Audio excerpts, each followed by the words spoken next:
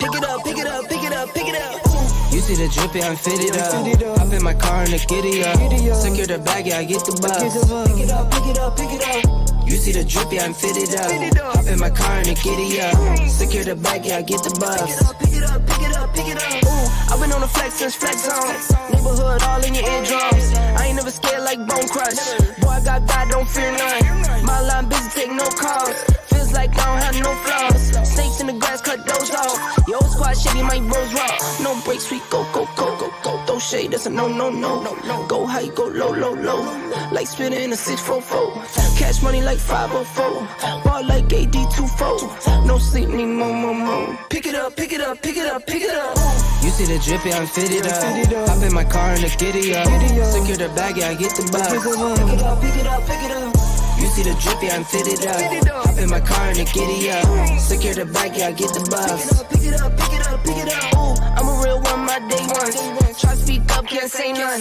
Try dig dirt, there ain't none. I make the money that save up. 10 to 80, my savings. Take to the top on the baseline. New car, fast lane. With the booyah, that's a flex. Not a human, I am from another planet. I'ma teleport my advantage. I'ma wake up, do damage. Join number 7. Hello, everyone. Welcome into CCF. Joining me today is Tony Cosola, who covers the Buffs, and underneath him is Rick Baum, who also covers the Air Force Falcons. How we doing today, guys? I'm hungover. You're hungover. Now, tell me from what, though? Is it from sports? From what? From losing. From losing. Okay, I feel you. Double you up there. Now, there you go. I have the Rams, so I have something positive to be about. What about you, Tony? Are you hungover from the Washington State game still on Friday? That was ugly. I don't know if I've gotten over that one yet, but we'll have to get to it. You're going to be ready for the Utes? You're going to be ready for them? They actually have fans? Weird. Yeah. Welcome, Alex. Welcome. So besides that, Rick and we went to an Air Force game. That was an amazing experience. Just want to thank everyone in terms of the parents, the fans, everyone. It was amazing access. Thank you, Rick. It really was a special time. Yeah, we have some viewers, evidently, because it seemed like everyone who approached us on Saturday has seen the three of us and had some really positive comments. And, man, we'll just roll with it, right? Yeah, and I think going into that, do you want to get started already onto the Air Force Falcons? Yeah, let's do it. Let's do it.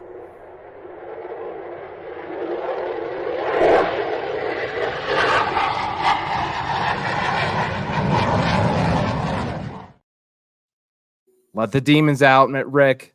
All right. Well, first and foremost, we always open with our little mini flyby, but me and John got to witness one live on Saturday. Very, very powerful. It was a single airplane, and it was pretty neat on Senior Day. Great atmosphere, great food at the tailgate, great conversations, and really a lot of optimism at kickoff. We were going into this game. We had lost 2 in a row. We were very injured, like I talked about last week, probably the most injured that we'd been all season. And, I can honestly say I knew UNLV was a good program because I watched the film. But, they convinced me that they are the best program in the Mountain West, and the score will also back that. We had some things going on throughout the game. Final score, of course, 31-27. Hard fought, back and forth. John, I remember you and me having a conversation in the end zone, and we said, boy, why don't they give John Lee Eldridge the ball and try to set that edge? And 2 plays later, he's running at us and scores the touchdown. And really, we had an explosion in the end of the first quarter, into the second quarter, put up 27 points, but also what we did was we left the door open. And as you guys could tell, we weren't able to close it. Yeah, for me, it felt like though when it came to setting that edge for the running game, it was only a few times you're able to get to the edge. Otherwise, they were just completely washed out or had to make some jump cuts. It really ended up starting to be a detriment to Air Force at some point, where they're getting 6 yards in negative play. So, what were your thoughts on that? And basically the interior defensive line having to focus basically on Jensen Jones and what's going on inside instead of having to worry about guys going to the edge. Yeah, the only time after that play I just discussed that you saw some success, that was in a double reverse to Cade Harris, who had a large gain. But to your point, we had some matchups that we normally wouldn't have due to injuries, and we were having some issues setting that edge. I thought Dane Kinneman's absence was huge. Dane is very talented. He's a little bigger than Cade. Cade did a good job, but there were times where he was trying to do too much. Two guys, a couple stunts that were getting to us. So, yeah, definitely we were not able to play Air Force football like we normally do. Rick, we've become so accustomed to this team just making those adjustments in the second half. They can be down, it can be a close game, and they just kind of blow teams out in the second half. What did you guys see there live in that second half that just prevented them from doing that? You see on offense, it's punt, fumble, punt. Where was the traction that we saw in the first half that wasn't there in the second half? That's a good question. I think what I noticed was, coming out of the locker room, I think, we always want to get the ball first in the second half, go down, set the tone for the rest of the second half. But we were unable to do that. And I think from there it snowballed. I think, Jensen Jones played a good game. Do I think he played a game to the, up to his capability? By no means. And I'm sure he would tell you the same thing. He missed some open receivers. He ended up rushing for just under 100 yards against this defense. We also had Dylan Carson, who rushed for over 100 yards. And, some good things were done. But to answer your question, it just seemed like we were three and out. And the adjustments, if you saw 3 straight series in a row, the same set of 3 plays were being called. And you're not going to have any success if they figured you out, right? Yeah, and putting the third quarter aside and some of those things going on with Bo Richter and everything like that, what were your thoughts of taking Jensen Jones out when it came down to the fourth quarter? Some plays needed to be made. Are you comfortable with a quarterback shift that late? No, absolutely not. And let me back up just a second. So you had mentioned Bo Richter. Bo was flagged for targeting. They spent several minutes looking it over. We've seen that film. We talked to Bo after the game, me and John, and we said, what did they tell you? And he said specifically, they said that it wasn't about the intent. They didn't feel like he had malice intent. They are going to cost him a half a game this Friday against Boise because they felt like the position of his head and neck were putting him in danger. So that was how they spun it. Back to Jensen, I really believe had you got a little more creative with the playbook, had you let this young man do what he was starting to be able to do, where there was a quarterback draw earlier in the game for 30 plus yards, I thought maybe we do a little bit of stuff like that, but they didn't. John Boucher is a great young prospect, will most likely be the starting quarterback for this team next year. Now, here we are going into week 13, and, there's a lot of questions that the coaching staff obviously has. Yeah, a big one for me is was he able to kind of practice that during the week then? I mean, did they spend a lot of time practicing in his substitutions essentially for that fourth down play? Because it couldn't have been that much opportunity for him to really practice, Boucher. They do their normal stuff. Everything I had seen, John was the third quarterback most of the week, but they obviously saw a matchup, something. He did complete a pass, which was nice. He was 1 for 2. That last pass of the game was one that I have a little bit of a problem with, just because of his lack of experience and how uncatchable that ball was. But I'm telling you, the sky's the limit for this kid. He is going to really toe the line for this Air Force team. So you mentioned it all comes down to this last week. What can you tell us and what's going to happen against Boise State? How do we right this ship, Rick? How do we get into the Mountain West Championship?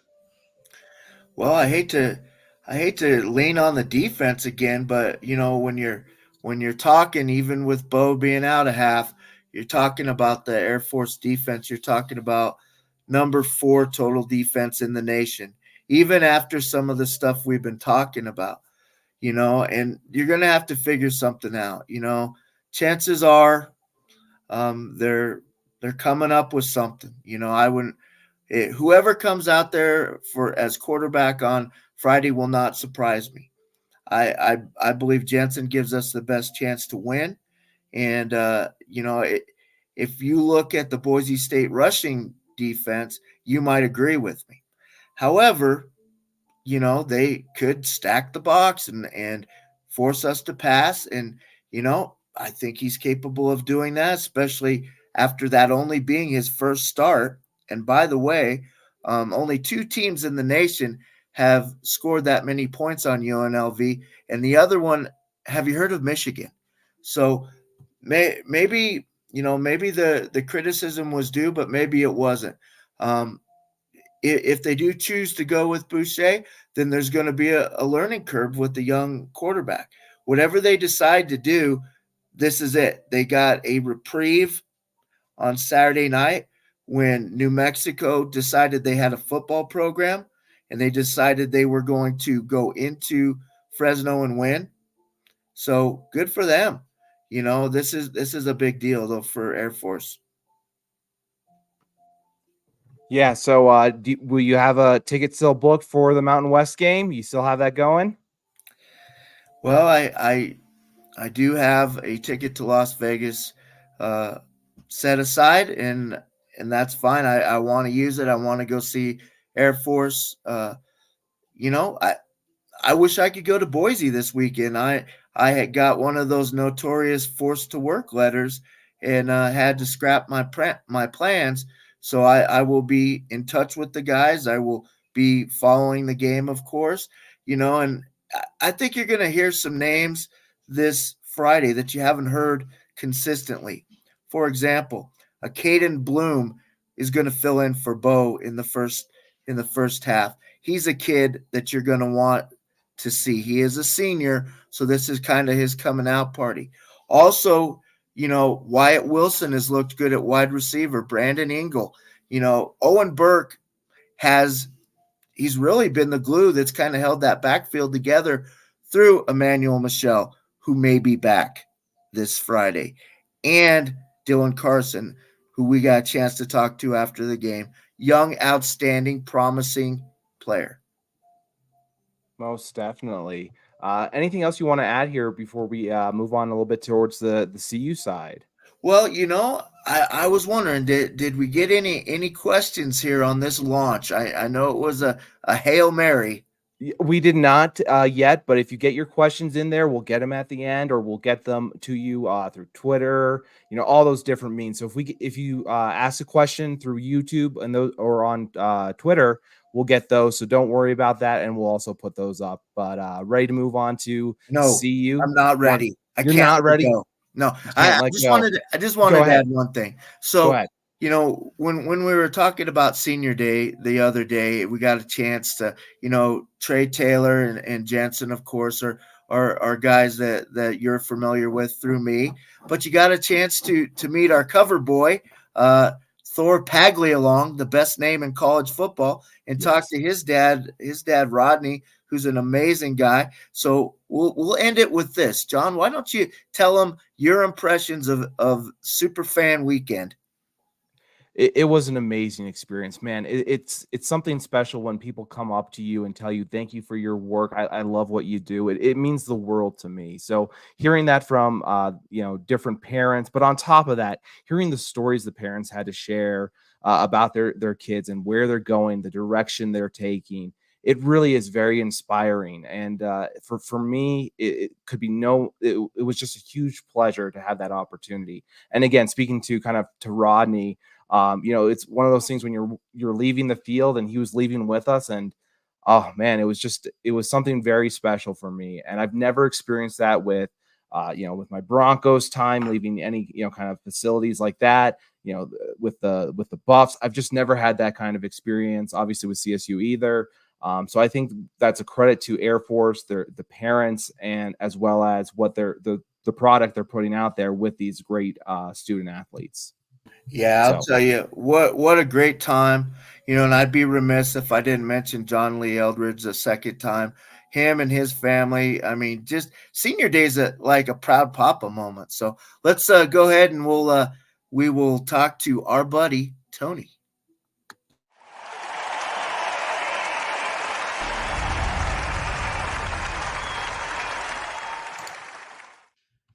And you might see me doing this every once in a while. I am paying attention to the CU men playing Florida State right now as we speak, but we'll get there in due time.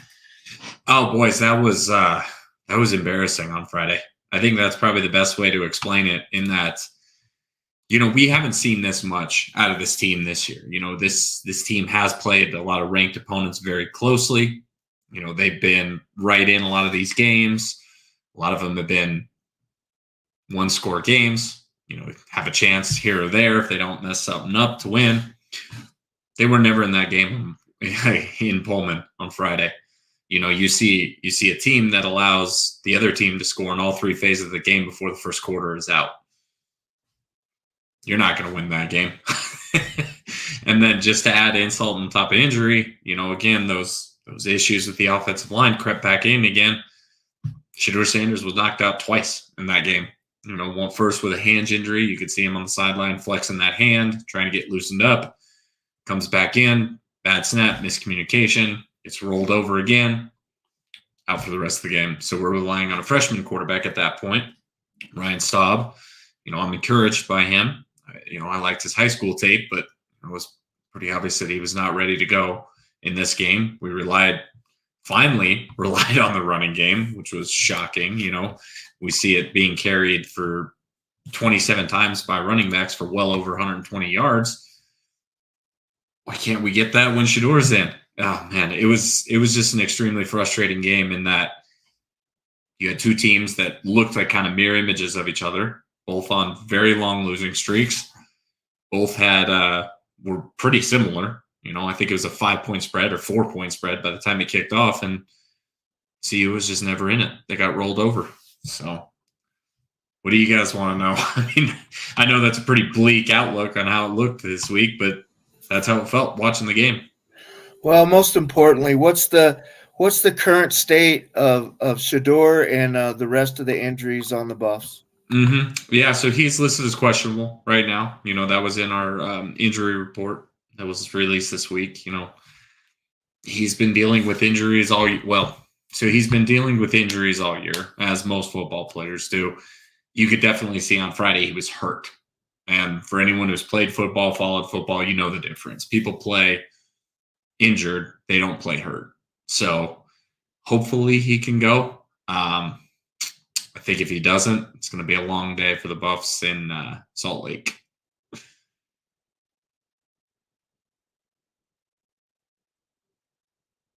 Oh, you okay, John, there? We may be having some technical difficulties there, guys. I'm having multiple tabs coming in and out. So I can see the look on your face. Whoa, not to highlight it, but it was just like it was apparent. No, So I lost you guys for. I lost you for a second there. I wanted to bring a little brevity to the situation. It was good. So, besides the game and everything that's going on with that, let's Mhm. talk about some of the after effects going on. It felt like a lot of people are seeing some coaches expected to leave, obviously. We kind of saw that with a lot of people expecting Bill Boyle to be gone because we saw Talon Chandler leave. No longer commit to CU. So what are your thoughts on some of the commits and where they're at that now, maybe to calm down some Buffs fans because they're very worried where they're at with especially Chandler leaving. Right. Yeah, I think Chandler's a special case. And I actually put this out there and he liked it. So I'm taking it as confirmation. But, I made the point if I was a highly touted football recruit and my dream school, which just happens to be the University of Colorado, offered me and I was committed to somewhere else, it would be less than 5 minutes before I switched my commitment. So I think that's a special case. And for those of you that don't know, he's come out and said that Missouri was his dream school. They hadn't offered him. They hadn't recruited him up till that point. Obviously, that's changed with him flipping that commitment. I think our recruiting classes are going to be fine. And I honestly think that's kind of the least of our concerns. I think we need to get the coaching staff figured out. I think there probably will be changes. I would assume there's probably going to be a new offensive coordinator in that, most times you can't drop down a level and come back. I've seen stranger things happen. If I'm going to put a guess out there, I've seen a lot of Byron Leftwich and a lot of well-off media videos. So I'll take that one.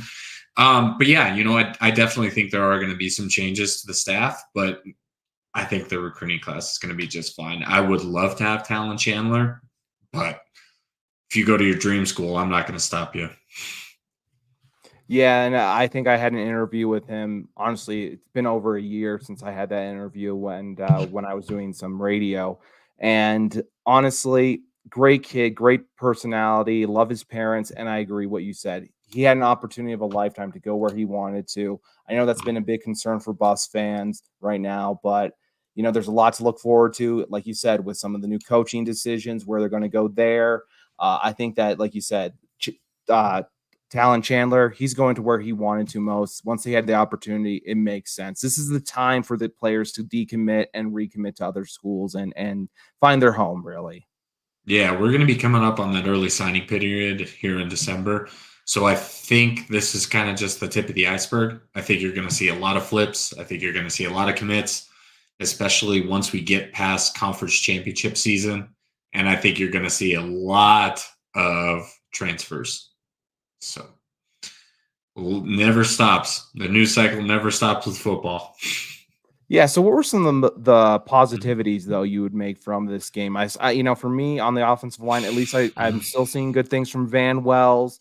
But otherwise, there's been, it's been rough on the transition for this team. Do you also think that they shut down Shedeur Sanders at all?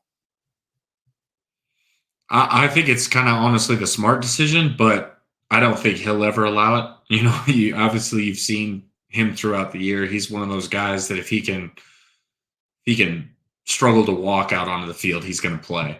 So that's where I think it was so apparent last week when you saw him go down the second time that you're just like, okay, this kid's hurt. Like, we need to get him out of here. Like I said, it was strange because even with Shedeur being out and really the threat of the vertical passing game being gone, you still saw a push in the running game, which was encouraging. You saw a bunch of different running backs getting carries. You see a Xavion Wilkerson, you see a Anthony Hankerson, even a Dylan Edwards getting involved, and all of them were pretty effective. Now still you saw the roughness of the pass protection. I think they're gonna, if they really want to commit to this and try and sneak this game out, they're gonna have to run the ball as much as they can against Utah. Now, Utah has a much better defense than the Cougars.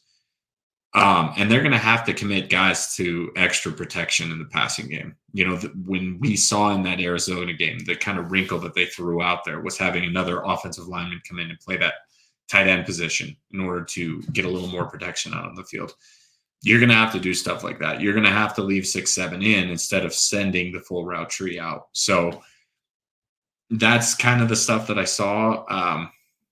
I don't know. It was a pretty bleak game, to be honest with you. And I struggle to find some positives when you see that kind of performance out of a team that had played so well against teams that were ranked, for them to kind of come back down to earth and play so poorly against a team that was kind of on their level.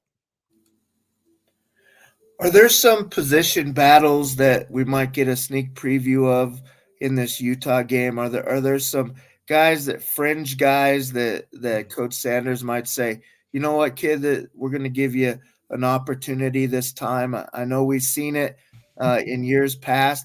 I really liked what you were talking about with this O-line. They seem like they might be gelling a little late, but they're finding some cohesion. Yeah, I think definitely where you're going to see a lot of young guys play is in the secondary. And that's just, I think, kind of almost by necessity. You know, last week, I should mention, you know, it was kind of a rumor running through the team that a lot of the team was battling the flu, including coach himself. And you get to hear it in the post-game press conference. They never obviously addressed that. But, you know, you see those couple of young secondary players. You see a Cormani McClain getting a lot of playing time. You see a Jaden Milner-Jones getting a lot of playing time. And this is trial by fire. You know, this is a team that, though they had lost 6 straight, has a very explosive passing offense. And I think, you know, even though you saw them getting hurt in that vertical passing game, they had to play, and they took their lumps, and I think they're going to be better for it.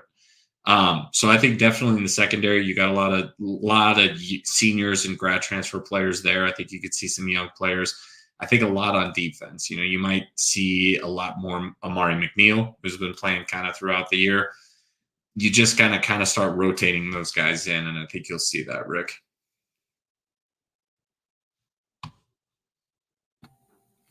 Well, what's the so I've noticed, and John will give us a little bit of his take on it.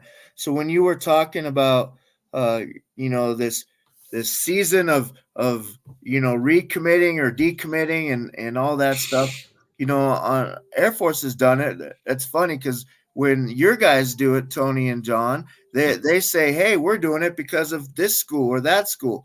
When the military kids do it, they do it because open season, let's start again. Yeah, exactly. I mean, it's, you know, it's kind of every little university is different with how they have to approach recruiting. And, you know, you could even see with a Coach Sanders coming into the fold, obviously you're in line for those 4 or 5 stars that you're battling in Alabama, you're battling a Florida, you're battling a Georgia for these kind of players. So, I mean, it has to factor in what can CU bring to these table for these blue chip recruits that other schools can't. And I think, you know, you've seen it in quotes from Coach Prime. They're not going to be handing out the paychecks that other universities are. Their approach is, hey, you're going to come here and we're going to prepare you to play for the NFL. That's the recruiting pitch that Coach Sanders relies on. And I think it's one that could work. I think I'm hopeful. You know, you see us definitely in the mix for like a Jordan Seaton, you know, the #1 tackle in the country, other blue chip prospects. I think it's going to be fun to watch. Man, I do too. Hey, we'll do a little rewind on this. We'll get 2 birds with 1 stone. Let's see what you guys' take is on the Air Force game, and then we'll follow up with the CU game, and then we'll let John tell us about the Rams. Ooh. So I'm thinking, I'll start us off. I'm thinking, you know, I'm not going to pick against my Falcons. You guys already know that. I'm going to go 24-23 Air Force in Boise with a follow-up game on December 2nd in Viva, Las Vegas. And your take on Air Force, John? I think this is going to be a hard-fought game, actually. I think this is going to be a 21-17 kind of matchup, honestly, where Air Force takes the W and hopefully gets to play again. What about you, John? Well, I see something really strange that I don't think I've seen at all this year, Rick. I think this is the first time, if you're going purely on betting markets, that we've seen Air Force come in as an underdog. Is that correct? Yes, absolutely. Okay. So that, and you know, gives me a little bit of pause. I think it will be very low scoring, as these teams tend to be with Air Force because of their defense and offensive style. I have Air Force squeaking out a 17-14 win. That makes me happy. I hate to flip it on you. My CU at Utah preview isn't as kind. We saw some glaring holes this last week, and I'm going to go 42-14 Utah. I'll go ahead and take this next. I don't see things turning out well for the end here for Colorado. I'll go up to 48-17 with Utes taking over. Yeah, and as you guys know, I've called for the upsets the last couple of weeks when it comes to CU football. I thought I would definitely, get a couple of these right. It looked like maybe Arizona would be the game, but it's not going to happen this week. So I have it be very low scoring because Utah has just had a tough time scoring points without Cam Rising this year, but their defense is dominant. They've been really good all year. So I have Utah winning the finale 24-14. Okay, that brings us CSU. All right, real quick though, I think I didn't pick against Air Force once this entire season. I think that was pretty self-evident by what they've been able to achieve, but still, thought they could have really actually won all of those. Absolutely. All right, let's take a move on over to Colorado State real quickly, and Cam Brand.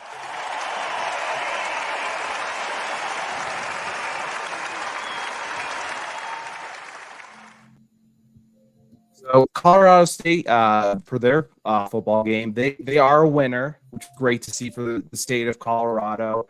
We saw, like you were kind of reaching out to last week, Rick, we saw a lot of Brandon Lewis, was very used to what he does. It was very similar to a Buffs game, had a good completion ratio. I think he was 18 for 24, along those lines. Let me know if I'm a little choppy. If so, I can exit out. I'll exit out, come back real quick. Why don't you guys talk a little bit more about some Colorado sports? Yeah, we'll cover for you here for a second. Sorry about the technical difficulties, guys. But, Rick, as far as what I saw, I saw, again, kind of the two teams in one here. I saw a team that jumped out to a huge lead against Nevada and then all of a sudden makes, a few boneheaded plays. Game gets kind of close. They're able to come away with a 10-point victory that probably could have been more like 20. But, how can you argue with a win? Yeah, I saw the same thing, and specifically, I was hoping that BFN would have a complete game. He gave up that pick six. He's got these pockets of every game where he looks as young as he is because he's a phenom. He's a redshirt freshman starting at Division I football. But that's the hottest team in the state. I mean, what can you say? Yeah, it's kind of you've almost gotten to the point where they're winning. It's like the Broncos. You can't fault a team for winning. It may not look pretty at certain points, but yeah, absolutely, they're the hottest team in the state of Colorado right now. John, we were just kind of talking, and I'm not sure how much you caught of that, but again, it's talking about some BFN and how he's winning in different ways. We can say definitely. He wasn't able to have, he only had 50% completion percentage this game, but at the same time, he moved his legs well enough. He's doing enough to keep things going for this team moving. Again, now he has a running game finally going for him. You got Morrow, who was able to get 50 yards on 9 carries. And then you also have Justin Marshall, who's really broken out, almost had his second in 2 weeks as a freshman, 100-yard game. So he got 98 yards, so close. And he had, so those guys are averaging 5.2 yards a carry, 5.6 yards per carry. That's huge for this team, is to win in different ways and not have it all be responsible for BFN. And like Taylor Desch is saying here, bowl eligibility, here we come. I see it coming for them. Obviously, we'll get into our predictions a little bit later and talk about what is coming down the line with Hawaii, but that's going to be a fun game to watch. On top of that, you had some good game out of Torrey Horton, who did make the Senior Bowl. Very happy for him, be able to showcase his talents.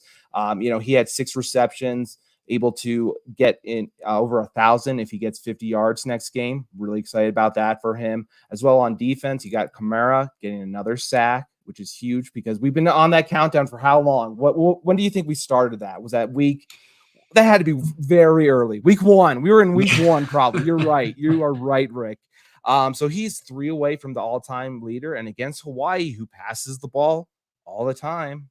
Let's be honest, that's a huge opportunity. He has the chance here, especially if he gets some one-on-one chances. I really do like those chances. Jack Howell, another name that is loved within CSU Rams. I'm not sure if CU fans would agree with that, or maybe it's Blackburn they would say they don't agree with.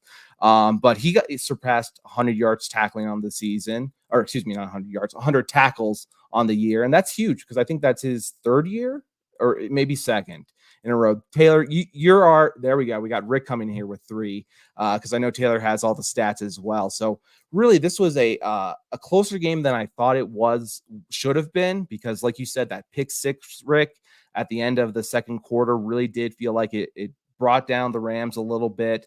Then Nevada was able to score again a little bit afterwards. So it was pretty close at some point, at a 20-23 game with CSU winning. But again, CSU went down the field. They drove, they finished it off, and were able to retain this win. And for me, this was just a very kind of normal CSU kind of win now, where they're doing it in different ways. And I love to see that. And the one thing was, it was nice to see Lewis again, though, playing for Nevada as a CU guy. But again, like I was saying before, he was playing like Lewis again. It was very much those short passes with a lot of, hey, he can run the ball, made some good running plays. I think he had 77 yards, maybe almost 80 yards rushing. But at the same time, he just was not doing anything vertically, which made it easy for the defensive back group of CSU. So my hat's off to CSU.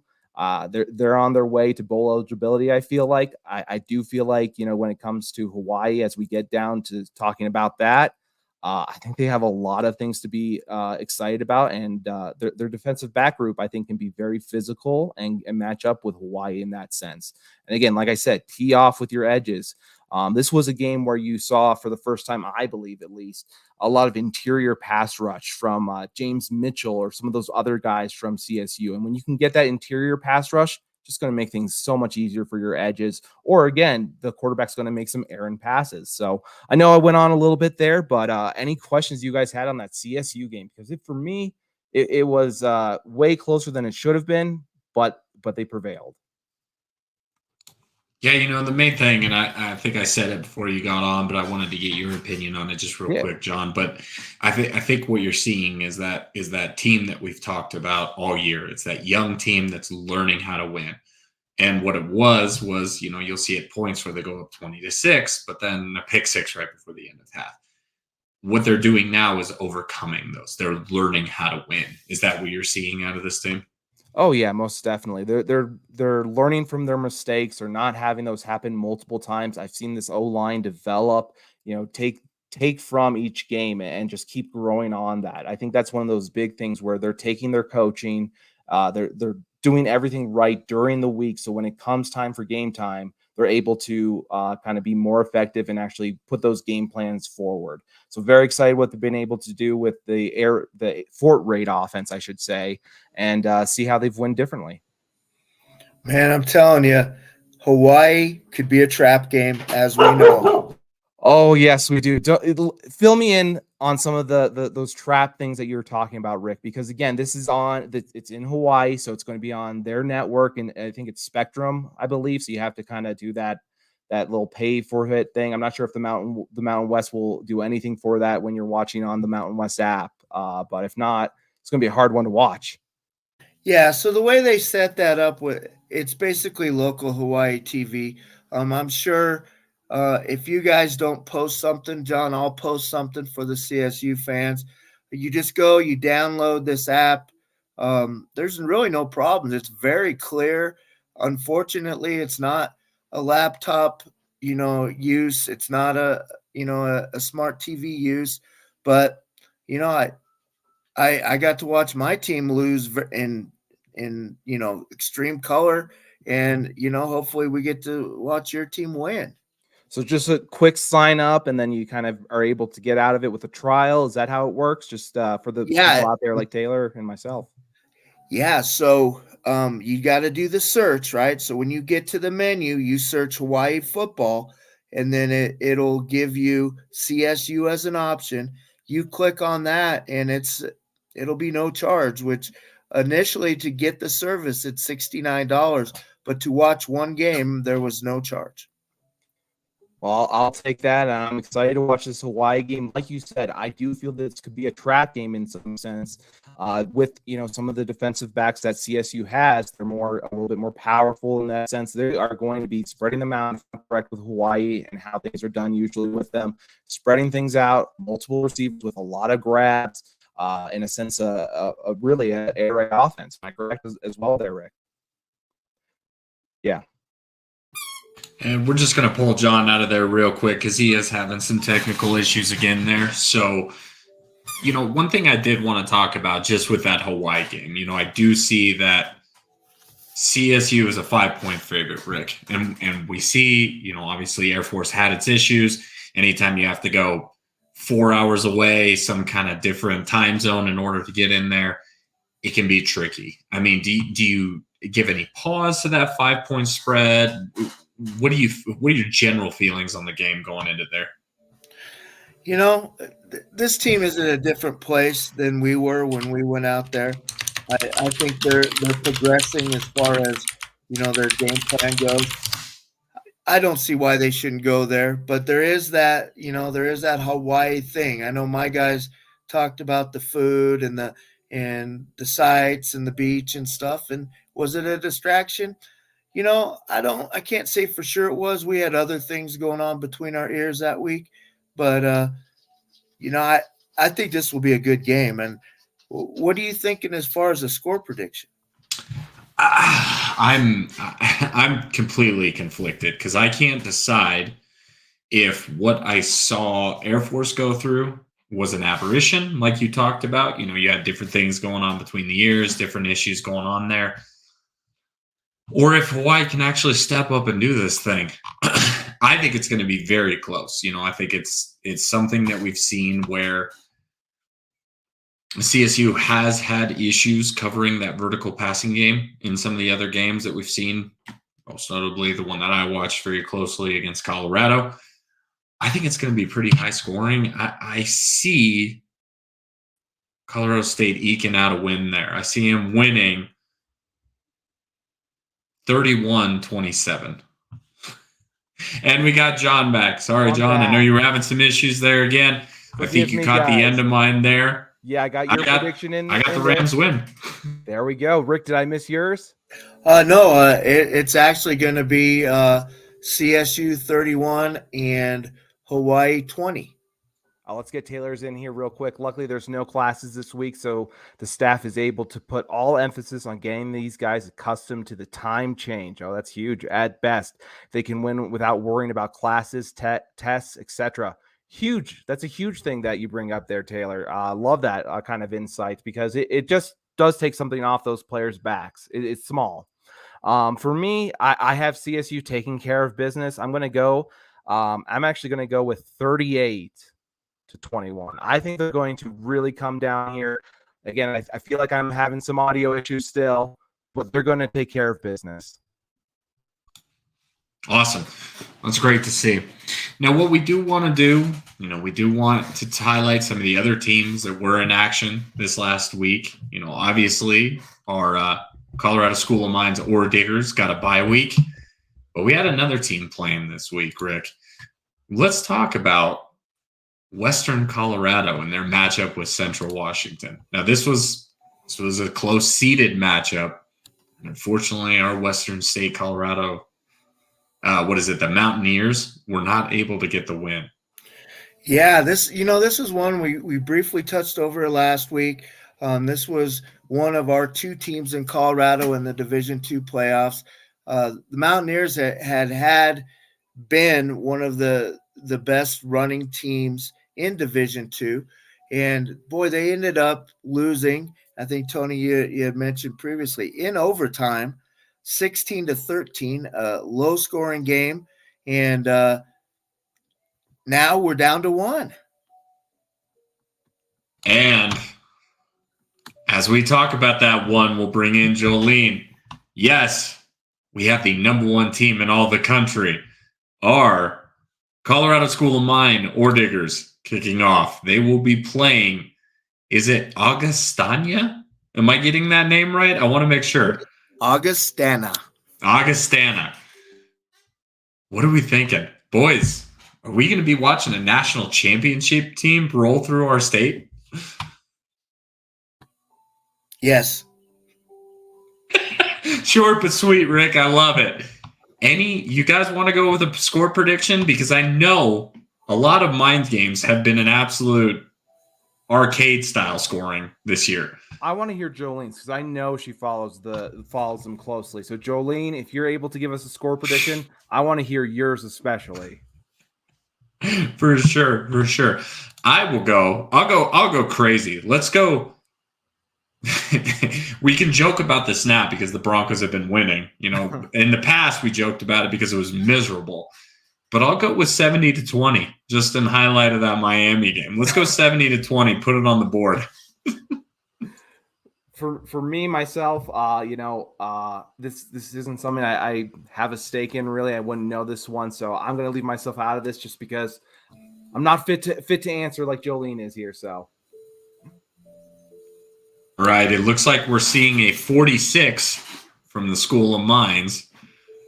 Ooh, she's keeping us. Here we go. Here it came. There we go. It's going to be a close one, but they will pull away with the 2-touchdown victory, if my math is correct. 46-32. Fans, let us know. Is Jolene right or is she wrong? That'd be the most that they've given up this year on defense. I'm thinking 48-14 for my prediction. I also want to give you an invitation, Tony. This is literally in our backyard. You know, we might want to consider going and checking this one out. I think we should. I think that's a good idea. I think we ought to try and scrounge up some tickets there. Use all your connections, buddy. All right. Well, we are going to take a turn, and I did want to highlight this because Taylor had put this out a while ago, but I wanted to come back to it. And Taylor and I are rooting for the same thing. As it stands right now, I'm not going to do any play-by-play to get us in trouble here. But with just a few minutes left, our Colorado Buffaloes are tied with the Florida State Seminoles in the, I believe it's called the Sunshine Slam Championship game. And if they're able to squeeze out this victory, they would stay undefeated on the season.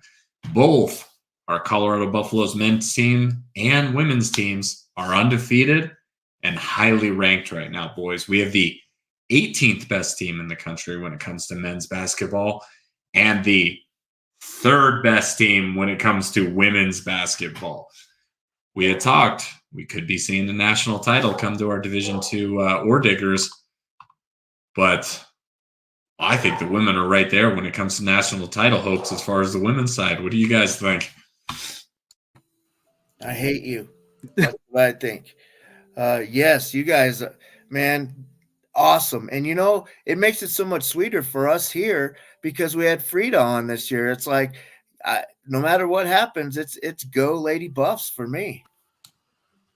I feel very similar in the sense when you have a player come on and you're able to kind of connect with them, and she was so easy to connect to after hearing the stories from both of you and how kind of Tony, how your daughter was able to say hi to her and all those different things. It makes it very easy to root for the Lady Buffs, on top of them being actually a top 5 team and very deserving so that is huge. I'm also very excited for the chances of CU versus CSU going in, both teams undefeated. That'd be great for the crowds. It'd be great for, Isaiah Stevens, all those different things that are happening. I'd be huge for that. That's what I would love to have. Okay. Well, just to get you guys updated, as I said, the CU men's are locked in a very tight battle for the Sunshine Slam Championships. They will be finishing that out and then coming home this weekend to play Iona. And then, as we highlighted, Taylor, will be coming up north to play the Colorado State Rams in Moby Arena next Wednesday. Hopefully I can make it up there. And then as far as the women, they will be playing actually in the Virgin Islands this week. So they can, fans, you can catch all these games on, I believe, ESPN 3, but they have 3 really tough matchups in this tournament. They'll be playing Cincinnati, Kentucky, and NC State, which is a top 15 team. So these should be some fun games. Make sure you're watching it on ESPN 3. And yes, I want to be a part of Moby Madness, Taylor. I want to be there on Wednesday. I'm going to try and make that happen. Now, I know that CSU is trying to have kind of like the stripes going in for their stadium. I hope they're able to do it, have things be nice atmosphere. I think they can fill out their arena. That's awesome. Speaking of that Moby Arena, John, why don't you tell us a little bit about CSU basketball? What's going on there in your neck of the woods? CSU basketball, man, when it comes to the men's side, things are looking good. Like you said, we're looking both to be 6-0 versus number 18 Colorado when that comes by. But again, the women's are doing the same kind of thing. They've won dominating fashion. They haven't been, maybe let's say the premier opponents, but at the same time, they're taking care of business. And they are in, one of the top in terms of the Mountain West going in right now. So I think they're a team to be looking for Mountain West championship, honestly, and I think they can kind of control what they're doing. I really like what they have for their players and their from their coaches. But besides that, for the men's, really though, the big thing for me is Isaiah Stevens, what he's going to be able to do, and what we're going to see from him, as well as the other kind of CU players that are going to be coming up in this draft. When it is Colorado versus CSU. I'm very excited to see that because Isaiah Stevens has been kind of looked down on, I feel like, by some when it comes to CSU basketball. I think he still ranks up there with the best of them. I would put him as a first round, kind of end of round sleeper for some teams. I'm not sure how you guys see him, but I think he's their leader. He has in scoring, assist, just really everything goes through him. Yeah, I agree. And John, as far as the Mountain West Conference goes, I know Tony plays with the big boys and girls, but for Mountain West Conference, I don't think there's a home gym advantage like you have up in Moby. Whether you get completely hypnotized by the Ram on the court, or if it's just the atmosphere, that is a tough place to play. Yeah, I definitely agree. I watched some other games, and it did feel like some of those atmospheres were somewhat high school gym arenas. I'm not saying anything against some of those teams, but it's one of those things where you love to have a home atmosphere and be able to take advantage of that fully, where you have your team kind of being able to be loud on the defensive side, and at the same time give you those quiet moments when you need them for the free throws. So I agree with you there, especially when it comes to Mountain West and what's available in the rest of the league as well. And when it comes to you, Rick, now, what are your thoughts on your Lady Falcons? Well, so the Lady Birds, as I call them, they are 3-1 on the season. We had our biggest win of the year the other day. We beat Army. And yeah, that means something. That means something. So we beat them 78-68. Those are always physical games, but John, we had a chance to meet Coach Chris Gobrick at the football game on Saturday, and we got a huge welcome. Come on down, come see what's going on here at Clune Arena, and we're angling that way, Tony. We've got a December 2nd game against the Lady Buffs, which is just going to be great exposure for our program, and it's gonna be probably a little bit of a workout for 10 to 15 minutes for your girls. Now, with that being said, our girls are also like the CSU Rams. They are en route to Hawaii. We're going to stop and play the Hawaii Rainbow Lady Warriors coming up next. So our girls we're not tall, but we're mighty. Sounds like I'm going to be driving around the entire state watching different basketball games these next couple days, huh? Yeah, good basketball too. Absolutely. And that takes me to our men's. I was very, very fortunate to be able to attend a lot of their Air Force Classic tournament that they had over the weekend. It started against Lindenwood, which they won on Thursday night. And they had a great tournament. They won their own tournament, which you should do. You know, we didn't have any powerhouses in this thing. We had William and Mary. I mentioned Lindenwood. They had University of Nebraska Omaha. But I really got to see some good basketball. So we're 4-2 on the year. We have a game tomorrow against the Virginia Military Institute, affectionately known as VMI. So we play them tomorrow. Ethan Taylor's still leading this team from the guard position. We have, and I'm not even gonna hesitate. We have no seniors on this roster. So this is a young team, very hungry, and let's play some basketball. That's awesome. I guys got to show you guys this because, it makes your heart sing when you see that the work that we've done to try and expose Colorado football to the rest of the country, the rest of Colorado, anyone that may be watching. Thank you, Rodney, for those kind words that you've said to us. We truly appreciate that. And I just had to highlight it. I really appreciate you guys saying that, taking your time to watch, taking your time. Obviously we had Jolene talking about mines. We have Taylor, always our stats guy, coming in clutch. So we just appreciate all you guys do for us. Well, I'll tell you, we don't get a lot of the live feedback just because middle of the day, people's schedules. But I'm telling you, people are paying attention. I see it. You've seen it, Tony. And anything that anyone wants to ask us and they don't get an opportunity in any of these formats we're in, just post a comment. We'll answer anything to the best of our ability. Absolutely. With that being said, I want to say thank you personally to Rodney. I know my connection is kind of going out here at the end. So why don't we get out of here while we still have some connection going? Thank you so much for watching, everybody. I'm John Cronenberg. Joining me is Rick Baum and Tony Casolo. Thank you and have a great day. Fast lane when I pass in the street, bag of money in the passenger seat. Simcoe's been asking for me on the road from the west to the east. Way up, I might never come down, cause the coast's racking up the flame out.